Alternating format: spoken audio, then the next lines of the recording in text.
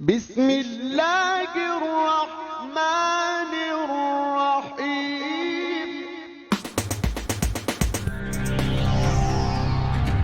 السلام علیکم ناظرین، ہومیو ڈاکٹر میاں منور حسین دل کے امراض اور دل کی حفاظت کے حوالے سے آپ کی خدمت میں حاضر ہیں۔ ناظرین، آج ہم بات کریں گے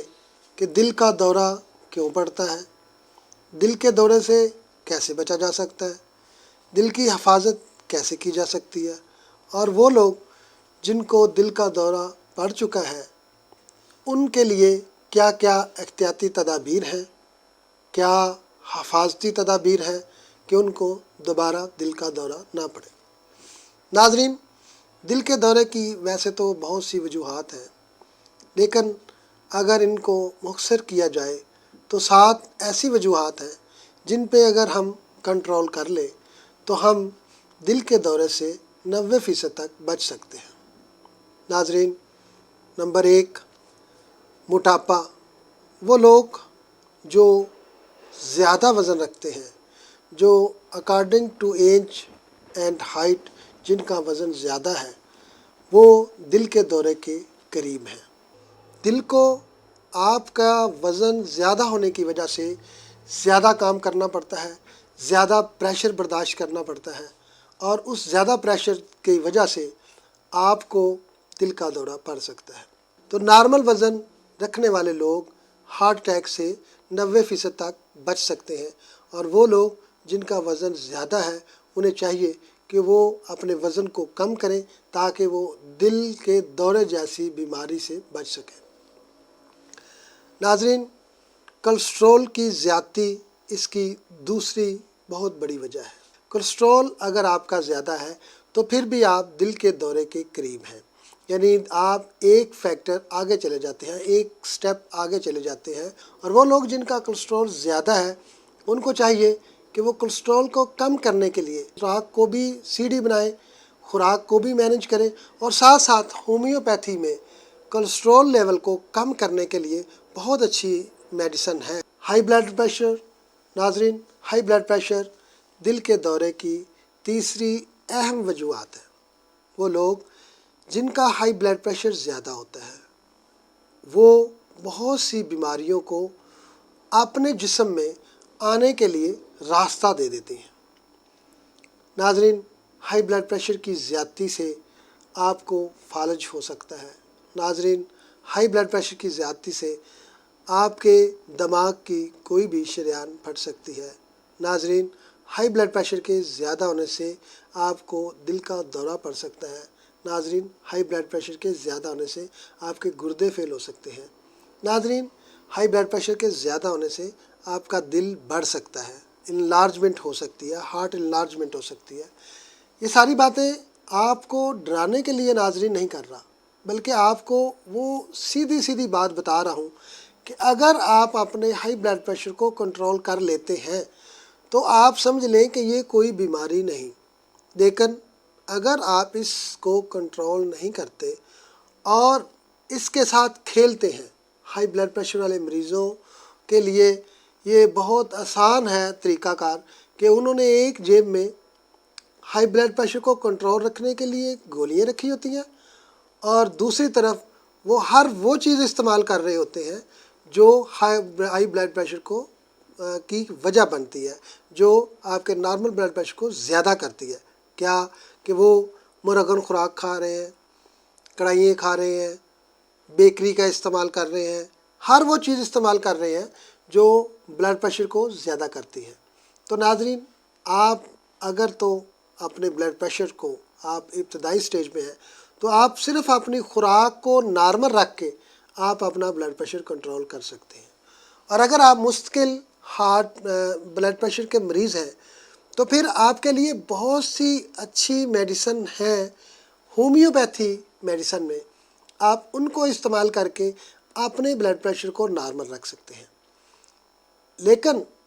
اگر آپ اس کو نارمل نہیں رکھتے تو جتنی چیزیں میں نے بتائی ہیں یہ ساری چیزیں اس بلڈ پریشر کی وجہ سے بعید نہیں کہ وہ آپ کے جسم میں ٹوٹل توڑ پھوڑ کر دیں۔ ہائی بلڈ پریشر کو اگر آپ کنٹرول رکھتے ہیں تو یہ کوئی بیماری نہیں، لیکن اگر اس کو آپ کنٹرول نہیں رکھتے تو یہ سمجھ لیں کہ موجودہ دور کی سب سے بڑی اور خطرناک بیماری ہے، اور عام میڈیکل لینگویج میں اور عام لوگوں میں ہم یہی کہتے ہیں کہ ہائی بلڈ پریشر ایک خاموش قاتل ہے۔ کیوں کہ جب یہ جسم میں آ جاتا ہے، جب اس کا علم ہوتا ہے کہ یہ پیشنٹ کو ہائی بلڈ پریشر رہنے لگا ہے، تو اس وقت تک ہائی بلڈ پریشر جسم میں بہت سی توڑ پھوڑ کر چکا ہوتا ہے۔ ناظرین، بڑا سمپل سا وے ہے کہ اپنے بلڈ پریشر کو کنٹرول رکھنے کے لیے اگر آپ واک کرتے ہیں، اگر آپ ایکسرسائز کرتے ہیں، اگر آپ اپنا وزن کنٹرول رکھتے ہیں، اگر آپ اپنی خوراک نارمل طریقے سے استعمال کرتے ہیں اور نیچر کے قریب رہتے ہیں، تو آپ کا ہائی بلڈ پریشر کنٹرول رہے گا۔ لیکن اگر آپ اس کو کنٹرول اس طریقہ کار سے آپ کنٹرول نہیں رکھ سکتے، یا آپ مستقل طور پر ہائی بلڈ پریشر کے مریض ہو چکے ہیں، تو پھر آپ کو دعوت ہے کہ آپ ہومیوپیتھی طریقہ علاج کو ضرور آزمائیں۔ میں یہ نہیں کہتا کہ آپ اس علاج کے لیے صرف ہمارے پاس آئیں، میں کہتا ہوں کہ کسی بھی اچھے ہومیوپیتھی کے پاس آپ چلے جائیں، تو وہ آپ کی صحت کے لیے زیادہ بہتر سوچ سکے گا، اور وہ آپ کو جو میڈیسن اپلائی کرے گا وہ آپ کے نہ صرف بلڈ پریشر کو کنٹرول رکھے گی، بلکہ وہ آپ کے جسم کی توڑ پھوڑ بھی نہیں کرے گی، اور ہومیوپیتھی دوائی آپ کے بلڈ پریشر کو نارمل رکھنے کے ساتھ ساتھ آپ کو کوئی سائیڈ افیکٹ نہیں دے گی۔ اور ہم جو طریقہ علاج اپناتے ہیں وہ ہمارا ہومیوپیتھی طریقہ علاج ہے، اور ہم اس میں 2 سے 3 ماہ کے اندر اندر کرانک قسم کے جو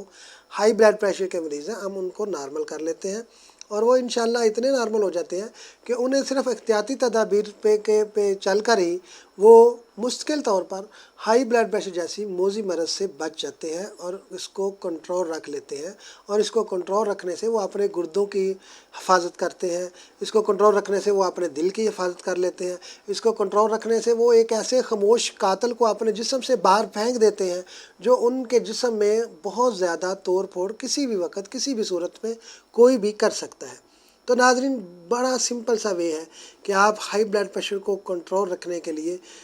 بہترین طریقہ ہے کہ آپ اس نیچر کے قریب آ جائیں، نیچرل طریقہ کار اپنائیں، تو آپ کا ہائی بلڈ پریشر کنٹرول رہے گا۔ اور اگر آپ کا ہائی بلڈ پریشر کنٹرول نہیں رہتا اس طریقوں کے باوجود بھی، تو پھر آپ ہمارے ہومیوپیتھی طریقہ علاج کو ضرور آزمائیے گا۔ انشاءاللہ میں دعوے سے کہتا ہوں کہ آپ کو مایوسی نہیں ہوگی، اور آپ ایک موذی مرض سے بچ سکتے ہیں۔ ناظرین، ٹینشن بھی ایک اس کی بہت بڑی وجہ ہے۔ وہ لوگ جو مسلسل ٹینشن میں رہتے ہیں، جن لوگوں کو زیادہ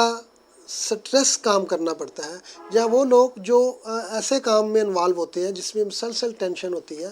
تو موجودہ دور کو اگر ہم واچ کریں تو ہم نہیں کہہ سکتے کہ کوئی بھی ایسا کام ہے جس میں ٹینشن نہ ہو۔ ٹینشن ہماری زندگی کا حصہ ہے، اور جب تک سانس چل رہی ہے یہ ٹینشن آپ کے ساتھ رہے گی۔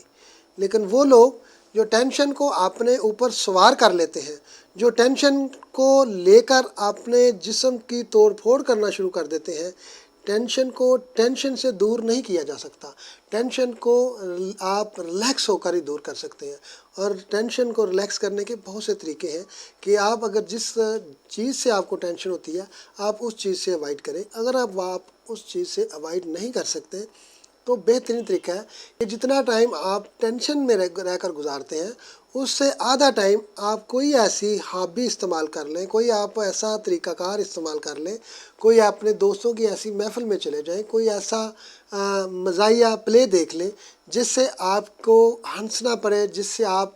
کھل کر ہنس سکیں۔ اس سے آپ کی وہ ٹینشن کم ہوگی، اور جو آپ مستقل ٹینشن لیتے ہیں اس کا وہ ایک علاج بھی ہوگی۔ اور ٹینشن کو کنٹرول کرنے کے لیے ضروری ہے کہ آپ بہترین طریقہ کار سے، بہترین طریقے سے یہ ہے کہ آپ ٹینشن کو اپنے اوپر سوار نہ کریں، بلکہ ٹینشن کو اپنے سے دور کریں۔ ناظرین، خوراک ہمارے جسم کے لیے بہت ضروری ہے۔ خوراک ہمارے جسم کے لیے ایندھن ہے۔ خوراک کا استعمال ہماری صحت کے لیے ضروری ہے، لیکن ناظرین، اس خوراک کا استعمال آپ کی صحت کے لیے ضروری ہے جو خوراک آپ کے جسم کو طاقت دیتی ہے، جو خوراک آپ کے جسم کے لیے مفید ہے۔ وہ خوراک جو آپ کے جسم کو طاقت نہیں دیتی، جو آپ کے جسم کے لیے مفید نہیں ہے،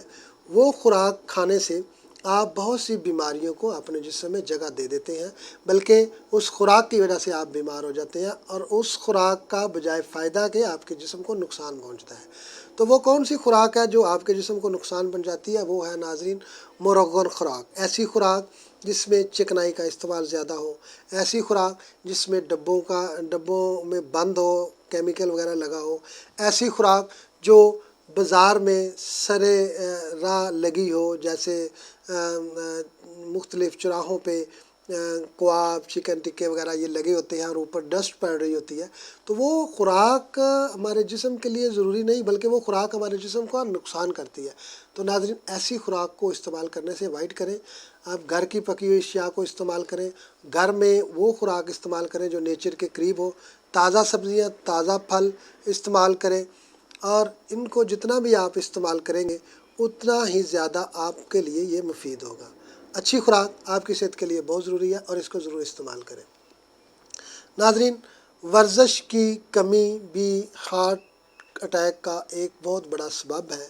وہ لوگ جو ورزش نہیں کرتے، وہ لوگ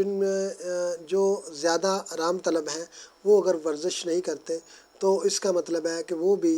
ہارٹ اٹیک کی طرف رجوع کرتے ہیں۔ وہ لوگ ہارٹ اٹیک کے قریب چلے جاتے ہیں جو لوگ زیادہ آرام طلب ہوتے ہیں۔ ورزش ضروری ہے، صحت کے لیے بہت ضروری ہے۔ وہ لوگ جو ورزش کرتے ہیں، وہ فریش آکسیجن لیتے ہیں، وہ ہارٹ اٹیک سے بچ سکتے ہیں۔ اور موجودہ دور میں جتنا بھی آج تک ہارٹ اٹیک سے بچاؤ کا جو سب سے اہم طریقہ دریافت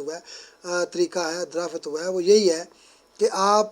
جسم میں فریش آکسیجن لیں، اور جتنی آپ فریش آکسیجن لیں گے اتنا آپ کے جسم کو وہ طاقت دے گی، اور جتنی وہ فریش آکسیجن آپ کے جسم میں جائے گی اتنا ہی وہ آپ کے دل کو طاقت دے گی، اور وہ بھی آپ کی آرٹریز کو بلاک نہیں ہونے دے گی۔ ناظرین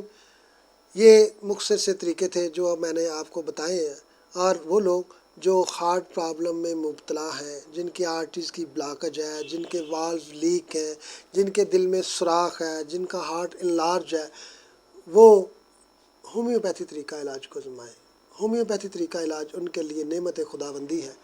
میں سمجھتا ہوں کہ آرٹریز کی بلاکج، والوز کا لیک ہونا، دل میں سوراخ کا 90% تک ہومیوپیتھی طریقہ علاج سے ٹھیک ہو سکتا ہے۔ ناظرین سرجری کے خلاف نہیں ہم، لیکن سرجری اسی صورت میں ضرور کروائے جب اس کے لیے متبادل آپ کو راستہ نہ ملے۔ تو سرجری سے پہلے ایک بار آپ ہومیوپیتھی طریقہ علاج کی طرف ضرور آئیں۔ میں دعوے سے کہتا ہوں کہ آپ کو انشاءاللہ 90% تک دل کی سرجری کی ضرورت نہیں رہے گی، آپ بغیر سرجری کے دل کی بیماری سے ٹھیک ہو جائیں گے۔ اس کے ساتھ ہی اجازت دیجیے گا، انشاءاللہ نیکسٹ پھر کسی پروگرام میں دل کے حوالے سے مزید بات کریں گے۔ اجازت دیجیے گا، اللہ حافظ۔